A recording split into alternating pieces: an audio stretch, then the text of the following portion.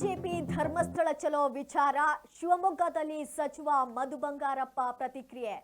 BJP ಅಷ್ಟೇ ಅಲ್ಲ ಜೆಡಿಎಸ್ನವರು ಕೂಡ ಹೋಗಿದ್ದಾರೆ. ಪ್ರಜ್ವಲ್ ವಿಚಾರದಲ್ಲಿ ಎಷ್ಟು ಮಂದಿ ತೊಂದರೆ ಪಟ್ಟಿದ್ದಾರೆ ಅಂತ ಸಂತ್ರಸ್ತರ ಮನೆಗೆ ಯಾಕೆ ಹೋಗಿಲ್ಲ? ಇವತ್ತು ಧರ್ಮಸ್ಥಳ ಚಲೋ ಮಾಡ್ತಿದ್ದಾರೆ, ಅಂದು ಹಾಸನ್ ಚಲೋ ಮಾಡಬೇಕಿತ್ತು. ಶಿವಮೊಗ್ಗದಲ್ಲಿ ಸಚಿವ ಮಧು ಬಂಗಾರಪ್ಪ ಹೇಳಿಕೆಯನ್ನ ನೀಡಿದ್ದಾರೆ. ಬಿಜೆಪಿ ಧರ್ಮಸ್ಥಳ ಚಲೋ ವಿಚಾರ ಶಿವಮೊಗ್ಗದಲ್ಲಿ ಸಚಿವ ಮಧು ಬಂಗಾರಪ್ಪ ಪ್ರತಿಕ್ರಿಯೆಯನ್ನ ನೀಡಿದ್ದಾರೆ. ಬಿಜೆಪಿ ಅಷ್ಟೇ ಅಲ್ಲ ಜೆಡಿಎಸ್ನವರು ಕೂಡ ಹೋಗಿದ್ದಾರೆ.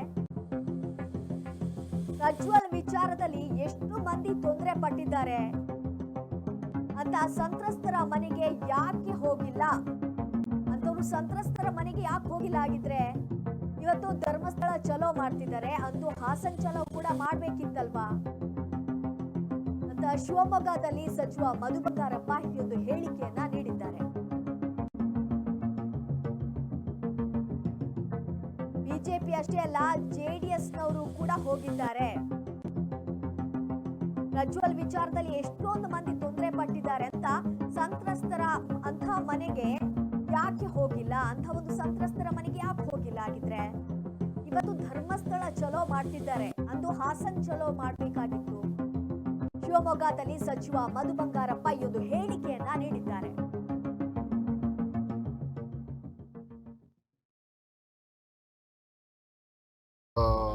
ಕಾನೂನು ರೀತಿಯಲ್ಲಿ ನೋಡುತ್ತೆ ಅಂತ ಹೇಳಿ ವಿಶ್ವಾಸದಿಂದ ಮಾಧ್ಯಮದ ಮೂಲಕ ನಾನು ನೋಡಿದೆ. ಮಾಧ್ಯಮದಲ್ಲಿ ನಾನು ವೈಯಕ್ತಿಕವಾಗಿ ಇನ್ನೂ ಮಾತಾಡಿಲ್ಲ.